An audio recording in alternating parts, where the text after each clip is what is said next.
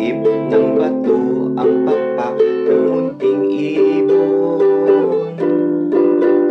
Dahil sa sakit, di na nakaya pang lumipad, at ang nangyari ay nahulog, ngunit parang taong bumigkas. Mamangkay lupit, ang puso mo'y di na nahabag. Pag pumanaw ang buhay ko, may isang pipit na iiyak.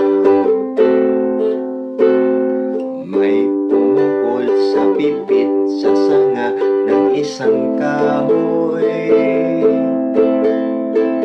at nagip ng bato ang pakpak ng munting ibon. Dahil sa sakit, di na nakaya pa